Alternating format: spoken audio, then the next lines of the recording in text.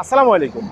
আজকের এই ভিডিওটা হচ্ছে যারা মালয়েশিয়া থেকে অন্য কোনো কান্ট্রিতে যেতে চান, মানে অনেকে মালয়েশিয়া থেকে রোমানিয়াতে যেতে চায়, অনেকে মালয়েশিয়া থেকে পর্তুগালে যেতে চায়, অনেকে মালয়েশিয়া থেকে অন্য অন্য কান্ট্রিতে যেতে চায়, ওখানে গিয়ে ওখানে স্থায়ী হতে চায়, ওখানে গিয়ে ওখানে কাজ করতে চায়। তো আপনি কি মালয়েশিয়া থেকে অন্য কোনো কান্ট্রিতে যেতে পারবেন কি না? আর যদি যেতে পারেন তাহলে আপনার কি মানে প্রক্রিয়া আপনাকে মেনে চলতে হবে। দেখেন, তার আগে আমি বলে রাখি যে ভাই, আমি মালয়েশিয়া থেকে অন্য কোনো কান্ট্রিতে লোকটোক ফাটাই না।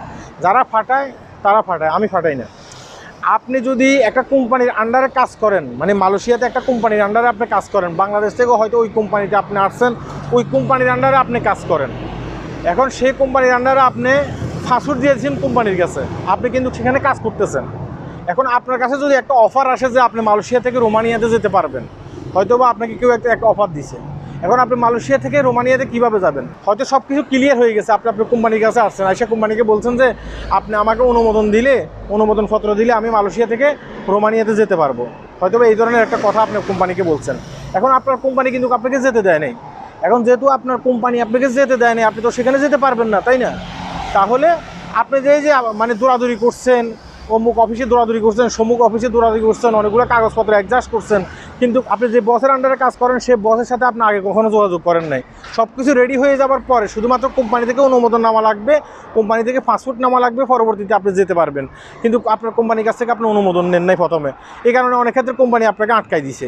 আর ওখান দিয়ে যে টাকা পয়সাগুলো আপনি খরচ করছেন, সেই টাকা পয়সাগুলো সম্পূর্ণভাবে আপনার কিন্তু লস হয়েছে, সেটা অবশ্যই আপনাকে বুঝতে হবে। আর একটা কথা কি, সে কথাটা হচ্ছে যে আপনি ধরেন আপনি এজেন্টের আন্ডারে কাজ করেন, হ্যাঁ, একটা এজেন্টের আন্ডারে কাজ করেন, এজেন্ট আপনার প্রতি বছর ভিসা লাগাই দেয়, এজেন্টকে কিন্তু আপনি টাকা দেন, প্রতি বছর ভিসা লাগাই দেয়। হয়তো বা আপনি যোগাযোগ করার আগে, মানে ওইসব অফিসে যাওয়ার আগে আপনি এজেন্টের সাথে যোগাযোগ করবেন, আমি তো রোমানিয়াতে যেতে চাচ্ছি, কিংবা আমি তো মালয়েশিয়ার থেকে অন্য কোনো কান্ট্রিতে যেতে চাচ্ছি, হ্যাঁ, আমি একটা কাজ করেন, আমাকে আপনারা যদি অনুমোদনপত্র দেন তাহলে আমি যেতে পারবো।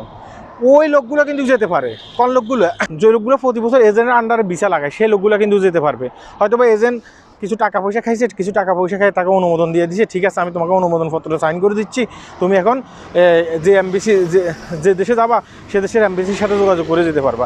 কিন্তু বেশিরভাগে যারা আপনার বিভিন্ন কোম্পানিতে কাজ করে কলিং বিষয়ে এসে, তারা কিন্তু যেতে পারে না। তারা কিন্তু এভাবে অনেক টাকা লস করে। পরবর্তীতে তাদের বসের কাছে অনুমোদনের জন্য আসলে বস অনুমোদন দিতে চায় না, কিংবা ওই কোম্পানি কোনো অনুমোদন দিতে চায় না। এই কারণে অনেক লোক বিপদে পড়ে। তাই আমি আপনাকে এটা বলবো যে আপনি যখন একটা কান্ট্রিতে যাবেন, যাওয়ার আগে অবশ্যই আপনাকে কী করতে হবে, আগে আপনার বসের সাথে যোগাযোগ করতে হবে, আপনার কোম্পানির সাথে যোগাযোগ করতে হবে। কোম্পানি যদি আপনাকে অনুমোদন দেয়, ঠিক আছে তুমি যেতে পারবা, তুমি কাগজপত্র রেডি করো, আর আমরা তোমাকে অনুমোদন দিয়ে দেবো, তাহলে আপনি ওই পথে নামতে পারেন। নয়তো আপনি ওই পথে নামবেন না, টাকা পয়সা আপনি হারাবেন না। এই কথাগুলো অনেকেই বলে না, আমি বলতেছি। সবাই ভালো থাকবেন, ভিডিওটি শেয়ার করবেন। আল্লাহ হাফেজ।